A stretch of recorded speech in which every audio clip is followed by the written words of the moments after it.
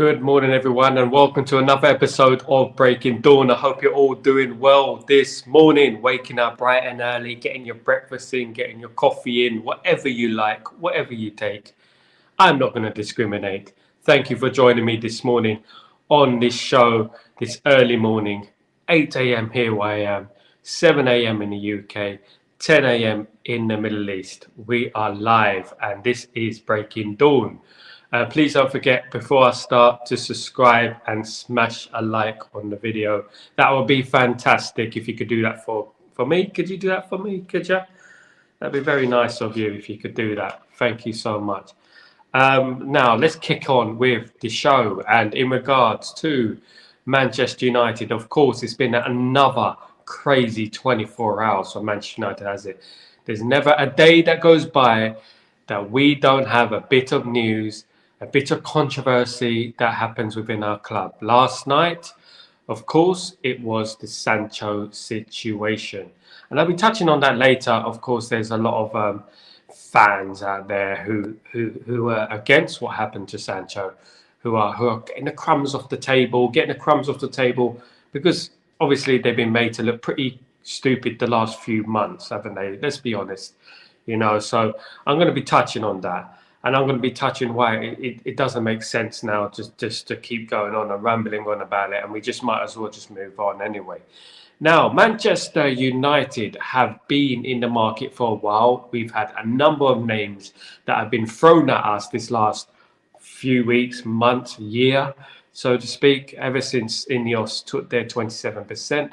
We have been linked with a number of targets, a number of players all around the world. And it seems like every single day we're linked to a different target. Now, that's good in some aspects because it shows that we're looking at more than one target. But it's also important to remember that we don't just go after anyone because just for the sake of it. We need to make sure that we're going after players that have the talent. And one player that certainly does have the talent is Xavi Simons. Xavi Simons, of course, at Manchester United, I believe he's on loan at Leipzig at the moment and is owned by PSG. A very good player, 21-year-old, 32 appearances last season, 8 goals for Leipzig. And I believe he's a very, very talented player. And Manchester United have been linked to him heavily this last few days. And it's just come to light that Manchester United are interested in Xavi Simons. Now, Xavi Simons would fetch around 40 to 50 million. If we're lucky, we can get something like that, plus incentives and add-ons. Would you be happy with that deal? Would you be happy if we did sign a Xavi Simons? Xavi Simons, of course, probably Holland's standout player at the tournament. Probably the best player they had on the pitch, probably the most performing, consistent player they had on the pitch. A very good player, quick player, can shoot, can cross. He looks like he's a bit of an influence as well. He looks like he has a bit of maturity about him. I did like his performances. I think he's a very, very promising player, Xavi Simons. And I believe if we can pick him up for 40, 50 million, why not? Of course, now we're looking at the prospect of having Sancho back at the club, which could be a stumbling block for a few deals, let's be fair. So I believe that if Sancho does leave, if we do end up selling a winger, Xavi Simons would be a good signing to make. 21, as I said, and already got bags of experience internationally and on the club field.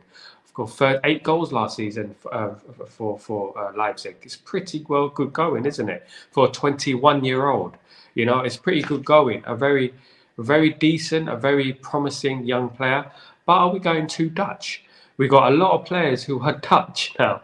We're going after a lot of players who are Dutch. I think I've named every single Dutch player there is in the history of Dutch players this last few days. So obviously we were linked to Broby as well, of course, and Xerxes coming to Man United. Of course, that's almost confirmed.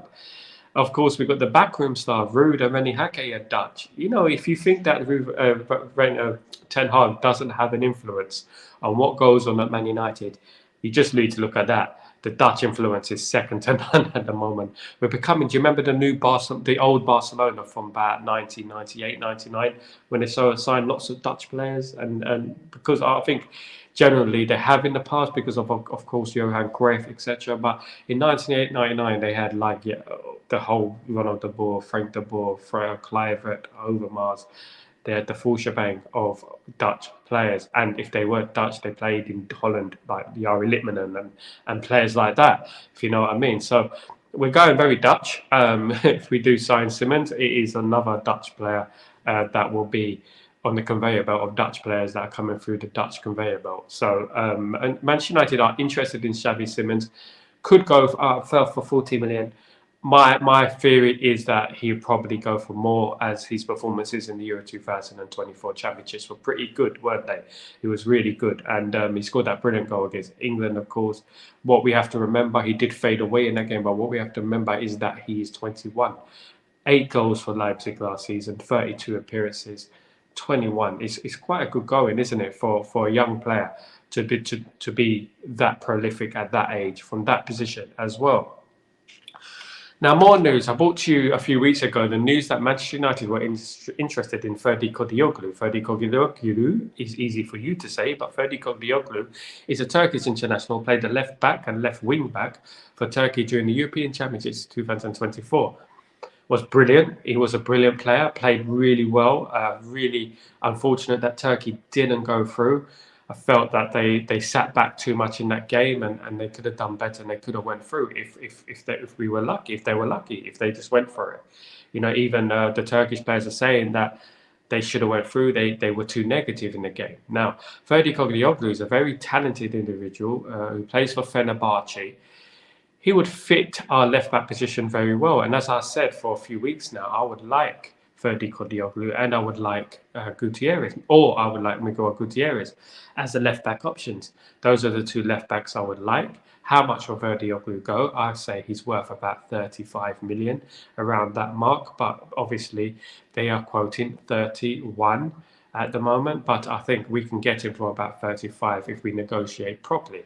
He's worth about 31. He was worth about 31 million a few months ago before the European Championships. So 35 million will probably be the key, because it'll be a little bit extra for his performances in the European Championships. Fenerbahce will try to play their hand. They will try to get 40. They will try to get 45 for Ferdi Kodioglu. He's worth 31. We'll probably offer 35 for Kodioglu. He's been a very, very good player for Turkey, and that's exactly what I've been saying for many years now, about scouting. It's important that we get our scouting in gear, because when players do perform well at these championships, their price goes up.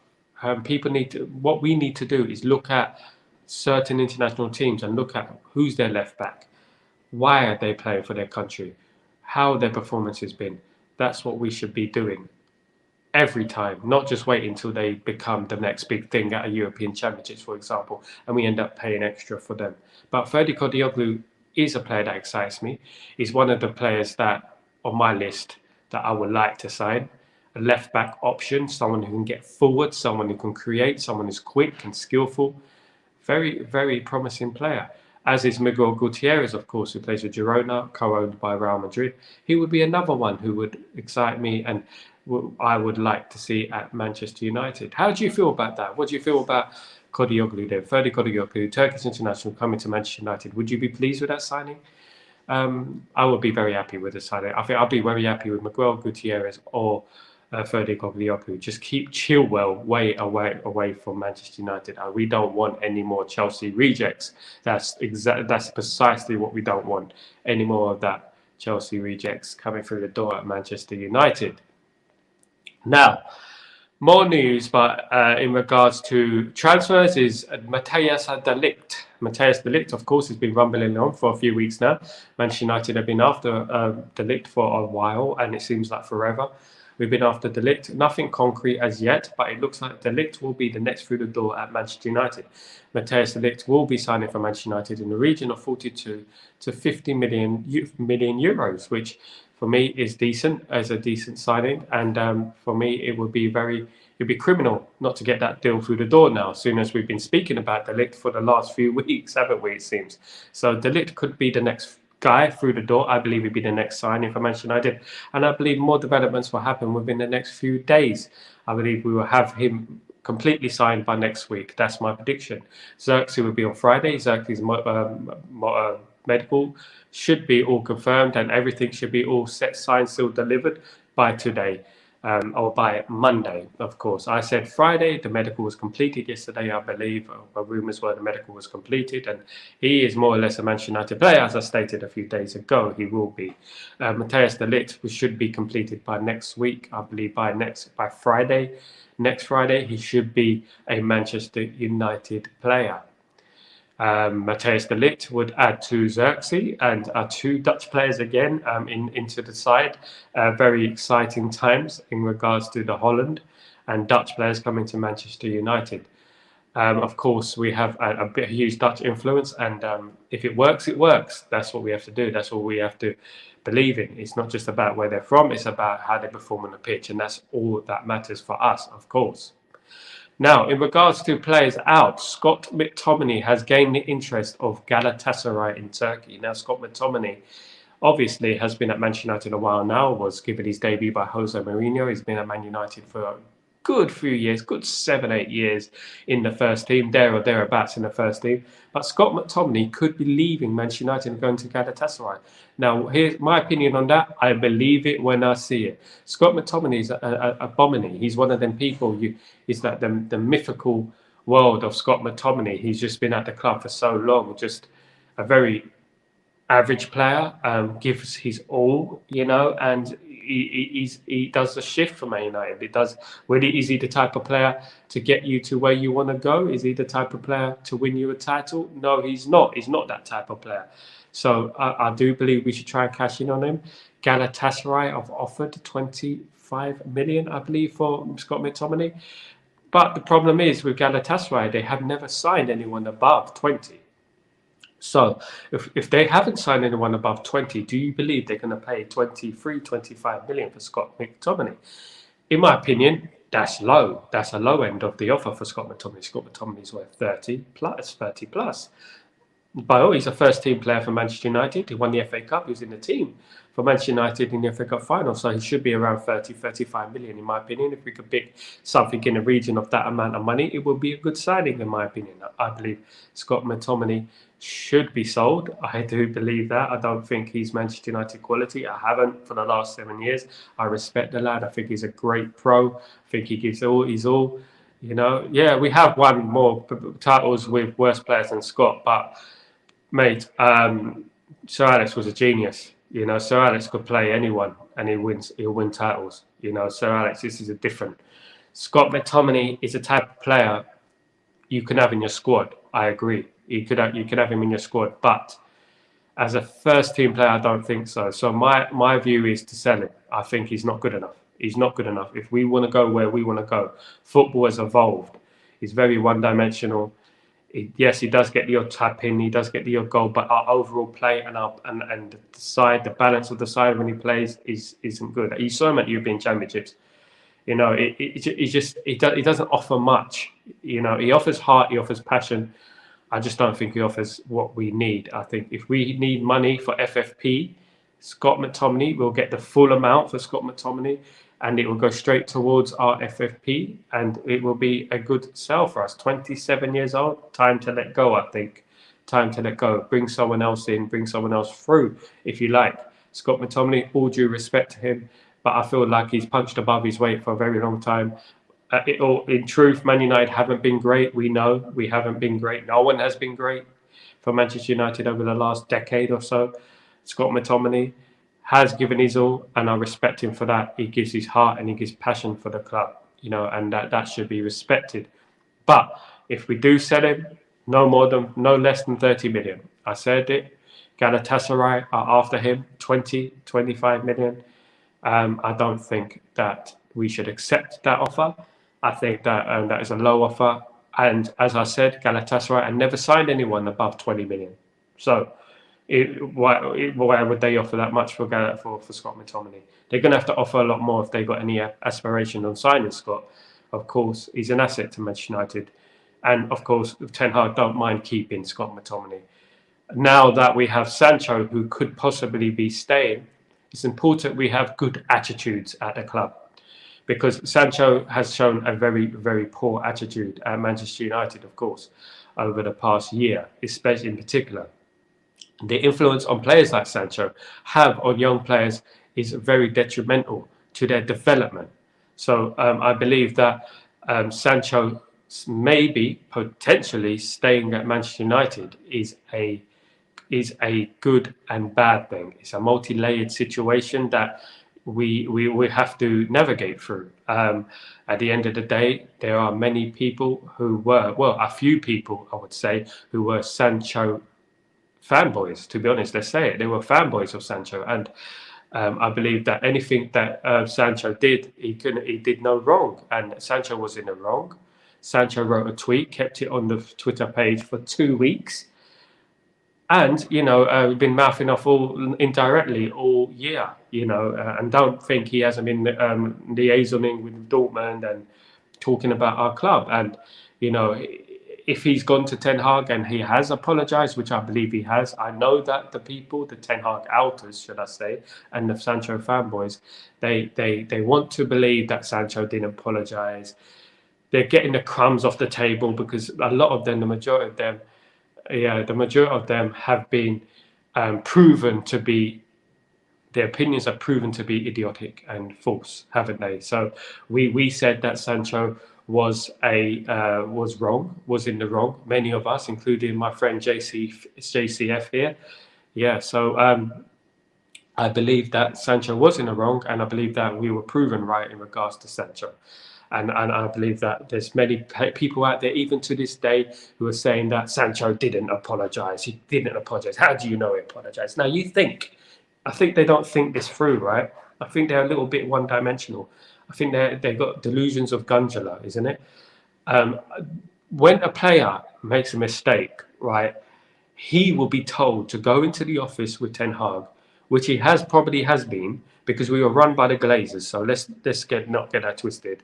He's probably been told by Ineos, go in the office and speak to Ten Hag. And in that meeting, there had to be an apology. Ten Hag would have said, I didn't like the way you said that. I didn't like the way you put that tweet on Twitter. For example, Sancho would say, well, I didn't like being called out. Ten Hag would say, well, I believe in you, so I want you to train better. If you think glass half full, Sancho's probably said, I'm sorry. Sancho has to. No one's going to pay his money. No one's going to pay 300,000 a week for Jadon Sancho. No one's going to pay the 40, 50 million transfer fee. So he has no choice, instead of making it awkward, but to go into their office and settle the score and apologise. And that's what I believe he has done. I know these Sancho apologists, who his work ethic probably represents their life, obviously very, very low, are trying to get the crumbs off the table and trying to say, Ten Hag has been put in his place. Ten Hag should he's been told by Ineos to settle the score with Sancho and just to be a proper manager and blah blah blah rubbish like that. I've heard, Yeah, so I believe that now that Sancho could be staying at the club, I believe that we have to move on. I believe that if he stays at the club, I don't care what has happened now. I think it's happened. We won't forget it, but we move on, right? I believe that he has to perform on the pitch. And that's exactly the main thing about it. This is what it all boils down to in football. You have to do your talking on the pitch. So far, he hasn't performed under Ole Gunnar Solskjaer. He hasn't performed under Ralf Rangnick. And hell, he hasn't performed under Erik ten Hag either. So if he goes into that pre-season and the start of next season and doesn't perform and is inconsistent and then moans about he's not being picked, he can be out the door, because we don't want that. We've got a very, very crucial period in our history, believe it or not. Our great club, with all the history, we have this next year or so in our history that is going to be so important because of the new ownership. Well, not ownership, the 27%, obviously. The new structure, should I say. Because of the new structure and then things that are going on, it is pivotal in our season, next season, to get off to a really, really quick start, a winning start. Does Sancho worry me? It does slightly. It does, because we have rumours and murmurs in our club of players down tooling. Do we really want players who, let's be honest, don't really get on with the manager? Sancho, Rashford, these type of players, let's face it, have had issues with Ten Hag in regards to whatever they were doing, right? Whoever's right, whoever's wrong, they've had issues between each other. Do we really want players who are not going to play for the manager 100% and give blood, sweat, and tears on the pitch? Do you really want that? Now, I really hope that Sancho plays really well for Manchester United, and I really hope he hits the ground running, scores lots of goals. But now we got Ahmed. He made hampered the development of Ahmed. We got Anthony, who I think should be sold. I believe. I don't know about you, but I think Anthony should be sold. I think he should cash in. Just hasn't worked out for him. Garnacho could play on the right. Rashford could play on the right as well. We got Pellistri still at the club as well. We got him. But more concerning for me is Ahmed, of course. Ahmed, who didn't get enough appearances last season, let alone this season, if Sancho stays. So what does that mean for Ahmed? What does that mean for him and his future aspirations of being a Manchester United first team starter? Well, we're going to have to wait and see. For me, I didn't see anything at Dortmund last season that suggested that Sancho is a brilliant, elite, fantastic player. Nothing suggested to me that he's back, and nothing did. And I believe that he's going to have to really hit the road running. He's going to have to really, really play well for Manchester United in the opening few games. If he does get some games, I believe he'll start on the bench. I don't believe Garnacho or Rashford will be left out the team. I don't believe that. But there is a new beginnings at Man United, and as new beginnings, it's a new slate for a lot of players. And of course, we've had a lot of new slates for a lot of these players, and a lot of these players don't deserve new slates. They don't deserve new beginnings. But it is what it is. I trust the manager. I trust Erik Ten Hag, and I believe I believe in the manager, and I believe that I trust what he has to do, and I trust in what he decides, because that's all we have to do is trust what Ruud van Nistelrooy, Rene Hake, Erik Ten Hag decide. Ultimately, it's down to them. And if they believe they can get a brilliant player out of Sancho, they believe it's a player that can elevate us and bring us up that table and help us challenge for major honours, then fair play, albeit you don't have to like a player, you just have to get on with it and hope he does well. He's a young lad, he's made a mistake. Unfortunately, we have to move on, guys. We have to move on and just live and let be. There's a lot of players in our squad who have made mistakes. We've still got a lot of players who need to be gone at our club, and it is a bit crazy. Now, in regards to Harry Maguire could be sold by Manchester United. Harry Maguire, I believe he's 31 years old now, and has been at Manchester United a few years, obviously signed by Ole Gunnar Solskjaer for the amount of £80 million. And it was a very, very overpriced defensive signing. Obviously not Harry Maguire's fault. Nothing to do with Harry Maguire. Of course, he had nothing to do with the price, but it was a very, very extortionate price.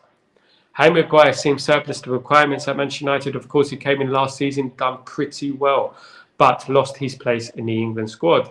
I don't believe he should have lost his place in the England squad. I believe he's better than Dunk, but he lost his place regardless. He lost his place in the England squad. And he was kind of injured a lot of the time last season. For the first time in his career, missed a lot of games. For the first time at Man United, definitely. He missed a lot of games last season. Now, Manchester United are looking to move on and cash in on Harry Maguire. I would. But, of course, if we do get rid of Lindelof, if we do get Harry Maguire, if we do get rid of Harry Maguire, it does leave us a little bit short. We do need to have defensive cover in there first, of course. If we do sign De Ligt, it does add one position, but we have no Varane, we will have no Maguire, and we have no Lindelof. So we need to replace those players and more, of course. We need players to come in quickly and swiftly. So far, it looks like De Ligt is through the door. Another player who could be through the door is Lenny Yoro, of course, and he would fit in very well at Manchester United. But just having three central centre-backs isn't enough. We still need one more. And I would try and sign a player who is versatile. For example, a player could play right back, centre back, and left back. Try and find a player of that sort of ilk to be, so we could, whenever we get injuries, whenever we get suspensions, they can fit in like a hand and a glove. So that's important for me for players to be versatile, to be able to play in a number of positions, which Euro can.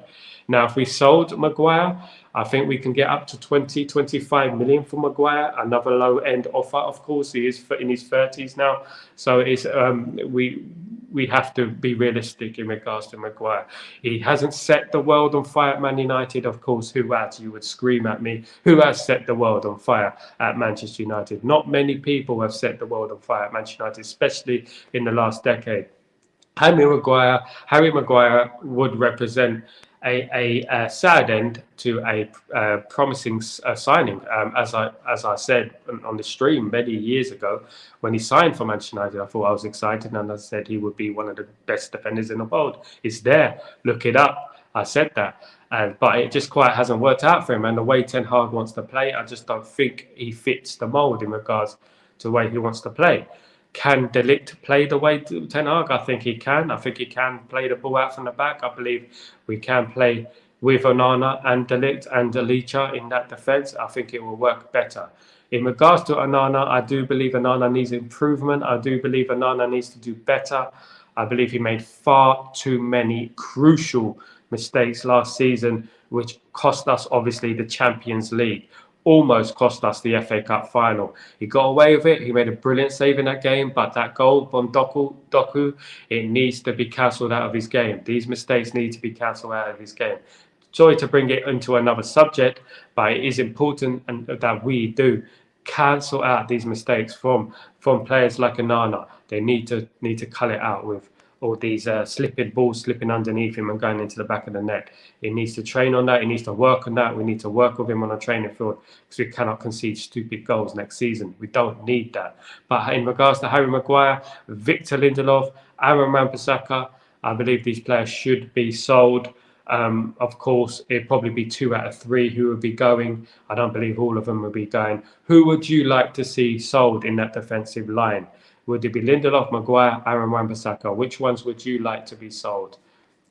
Let me know what you think about that. I think Harry Maguire, we should cash in on him now. I think we should get 20, 25 million, cash in on him, and move on to pastures new. Who would want Harry Maguire? Of course, West Ham have been interested in the past with Harry Maguire. He's also had interest from Fenerbahce, countries abroad.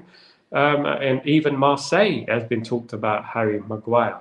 So Harry Maguire is a guy who is rated by a number of clubs around Europe. He would fit them well, and I think we should sell him. I believe we should sell him, and I believe we should move on to pastures new in regards to Harry Maguire. Now, another name that has been causing a stir is Sofyan Amrabat. Sofyan Amrabat, of course, a Manchester United's loan signing last January.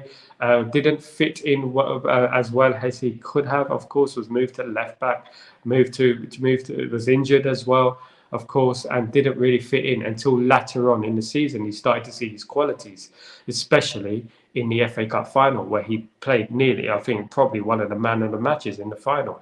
Really good, pocketed Rodri, pocketed the midfield of Manchester City, done really well, was really reliable. I believe we should pay the extra money. I believe we owe 10 million on Amrabat.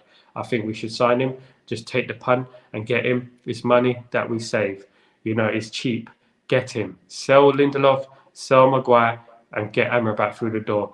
Settled now at Old Trafford, loves the club, gives his all. I wouldn't be opposed to signing Sofyan Amrabat. Who wouldn't be opposed to signing Sofyan Amrabat? A very good player, very energetic player who plays well against Manchester City, a team like Manchester City, and completely shut them out in the final. Completely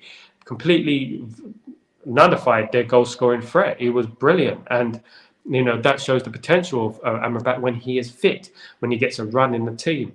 And I believe if we have him and we do bring Ugarte through the door, news of Ugarte should be very soon. Of course, Uruguay got knocked out of the Copa America. Ugarte should be back in Europe pretty soon. So you will be hearing news about Ugarte pretty soon. Of course, I'm saying next week is the big week for us.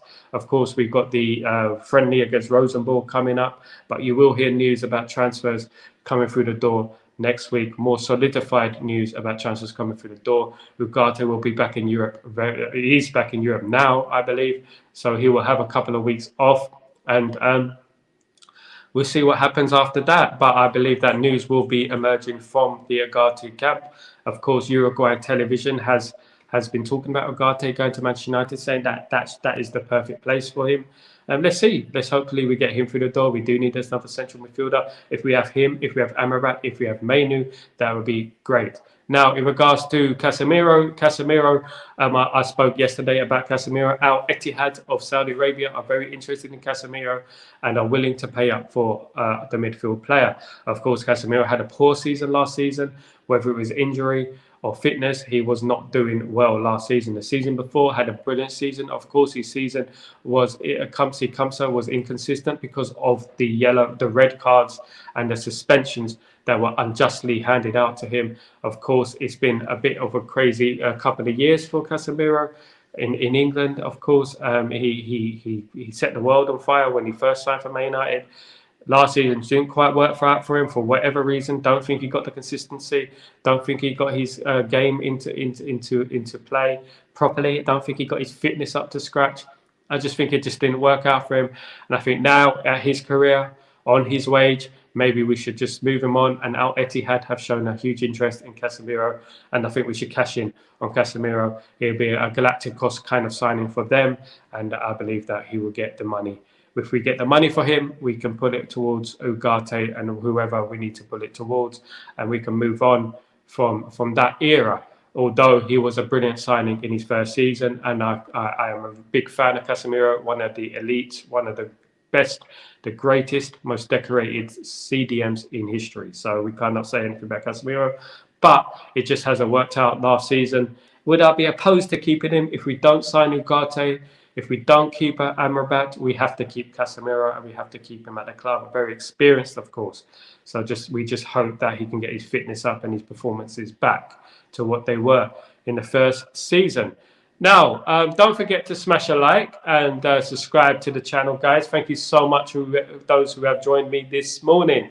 Of course, I'll be going live whenever any news breaks. I'll be bringing it to you live in the flesh. I will be here bringing the latest news. Of course, now England play tomorrow in the European Championship final against Spain. Of course, now we have a lot of controversy in regards to England. There's a lot of people who want England to lose, of course, because they are bitter and jealous, of course, about England. And England reached the final, which is a fantastic achievement. Whether England win, whether England lose, regardless, they got to the final, and it is a very, very big achievement. 2 finals in a row. Wouldn't you love to do that? Wouldn't you? You know, so obviously England have a very young team. Of course, England haven't played particularly well in this tournament. Probably the worst they've played in years. You know, and to be honest with you, they've got to the final. So sometimes that's just the way the cookie crumbles in football. When you don't expect it, it happens. You know, it happens sometimes. You know, you just go on the momentum and you keep winning games. And winning, regardless how you win, is a very, very good habit. And I believe England scoring in last-minute goals, world-class goals, you know, it's just a very good thing in regards to the team. I mean, it's like they're unbeaten. Like, in regards, they can't be beaten, because whenever they go 1-0 behind, you always feel that they're going to get back into the game, which is good, because they play better when they're 1-0 behind. They play better with adversity. How do I think about the game? I think England will win the game. I think it'll be a shock for a lot of people, but I think England will win the game. England will win 2-1, I believe. England will go 2-0 up and end up winning 2-1. This is what I believe. I firmly believe this. And I hope that Mainu brings the trophy home. Luke Shaw and Mainu coming back to Manchester United with another winning mentality, another trophy in the bag, improving their winning mentality. It can only bode well for us. You know, if we have to hope that they win, and, you know, they bring the trophy home, they're upbeat, you know, and again, it's a winning mentality, winning trophies. They could bring that on. That will resonate to Manchester United, we hope, of course, if they do win the European Championships. Which Spain winning does nothing for us, but it does things if England do win it, of course. Well, with Mainu, with Luke Shaw. And I believe that Luke Shaw will start the game tomorrow. And I believe Mainu will start the game tomorrow. And I believe Mainu will pocket Rodri again. Do we all remember the last time Mainu played against Rodri, don't we? Who was pocketed? Rodri was pocketed, of course. Kobe pocketed Rodri, of course, and Rodri and his little unbeaten runs were put to the sword and ended by the great Kobe Mainu, of course. And I feel like if England are going to have any chance of winning tomorrow, Gareth Southgate has to bear in mind, has to look at that game. Rodri is a very influential player for Spain. Gareth Southgate has to look at that game and think, how did Man United navigate their way through that game against Manchester City and tactically outschool Man City in the FA Cup final? And I think he needs to look at that. It would be very smart to look at that game, in my opinion. I will be giving a match reaction to that game tomorrow. I would be doing a watch along for that game tomorrow, of course. Very, very excited for the game. A bit nervous, of course. I'm English, so I'm going to be a bit nervous, obviously. It's about time England brought it home. It's about time they won it, and they won the trophy, the first trophy for 60 odd years. So, that will be a very, very nice thing. And of course, it won't be a nice thing for the Scottish, for the Welsh, for the Irish, of course. But my message to those countries and the people who don't want England to win is, do better then. Just don't blame us. Look at yourselves and improve. England do enough for Welsh football. They do enough for Scottish football. They do enough for Irish football. They bring youth Irish players through. They bring Welsh Irish players through. They bring Scottish Irish players through to the youth teams in the Premier League. They're giving Irish players, Scottish players, Welsh players opportunities to play in the best league in the world. So England has done a lot for these players, for Irish players, for Scottish players, for Welsh players. A little bit of appreciation would be nice. I know you don't like us, but I'd rather be hated and reaching finals than loved and sitting at home. Sorry to ruin your day, guys, but I had to say it. I had to say it. It's a bit madness when I see some things I see on Twitter. It's ridiculous, and you can hate on. We're not perfect, but we don't proclaim to be perfect. Yeah, but we are more successful. We're getting more successful, and England will bring trophies home, whether it's tomorrow or in the future. They will, and they're getting better. And the conveyor belt of talent that is coming through in England is getting better, and you better believe it. Man United have a huge part to play in that as well, of course. Man United have a lot of good young players coming through the ranks at the club, and some of those players will end up playing for England. Some of those players might end up playing for Wales, or playing for Scotland or Ireland as well. Thank you, England. So at the end of the day, that's just how it is, and you can't stop anyone from wanting other teams to win. I tend not to wish bad on any teams, unless of course it's our main rivals, like for example Liverpool or a Man City. I don't like living my life hoping other teams lose. Hoping and praying and getting my anxiety up and my blood pressure up because I want that team to lose. It's never what I never really cared. Like, I've been a supporter of Man United for 4 decades, and we've had many people over the last 4 decades who've wanted us to lose. That. It's funny because 80% of the country wanted us to lose. And wanted us to every week get thumped and wanted bad things to happen to us, and I didn't care. I really didn't care because we were successful, and you can hate on, we'll win on, and that's just it. That's just it with me. And I don't like living my life. I promised myself I wouldn't live my life hoping another team lose, because that means that we're not doing anything to stop that. We're not doing anything ourselves. We got to look at ourselves, and you got to look at yourselves. You got to look at your country. The ball is round. There's 11 against 11. Right? Whatever excuses you want to make, improve, work on it, study the game. Because at the end of the day, it's not our fault that you're rubbish. Let's be honest. If England lose to the better team. That's fine. It does. That's just the way football is. But 2 finals in a row is a huge achievement. Shouldn't be downplayed. Without a proper fit left back, and with a relatively poor manager, let's be honest. So you can say whatever you like about that. The final is tomorrow. I will be live from 8 p.m. UK, 7:45 p.m. UK time. It's kicking off 9 p.m. here where I am in Italy. I'll be live for the watch along, and I'll be doing a match reaction, etc. And let's hope they bring it home. Guys, thank you so much for joining me this morning. It's been a pleasure. It's been a great show. We've touched on a lot of different things, of course, a lot of different transfer news going on at Manchester United. Different names are being mentioned left, right, and centre, thrown at us. Of course, it's Xavi Simons today, Ferdi Kodioglu again. Of course, two players, very talented players that we're linked with. It's always good to be linked with talented players. It's always good to be linked with positions that we need. So that is very, very important. Don't forget to smash a like. Don't forget to subscribe. Please try and clip the video. If you like things, if you dislike things, you can clip it, post it on YouTube, post it on your Twitter. I will repost it. I will post it on my YouTube, and I will give credits too. So don't forget to smash a like, subscribe, clip the video, put your notifications on. Don't forget to write comments as well. It's very important for all the algorithms, etc. We need those comments to go up, we need those likes to go up, and we need those subscribers, and more importantly, to go up. I'm on my road. I'm on the road to 3,000 subscribers. Things are moving quickly. Things are moving up, and I only have you lot to thank. In the future, I will be doing, obviously, the start of next season, I will be doing videos.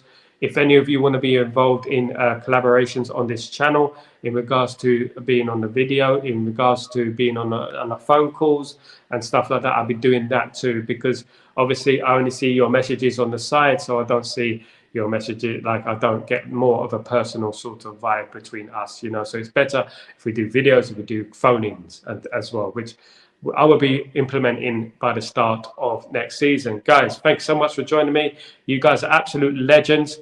Don't forget to subscribe again, and don't forget to smash a like. Guys, have a great day. Peace.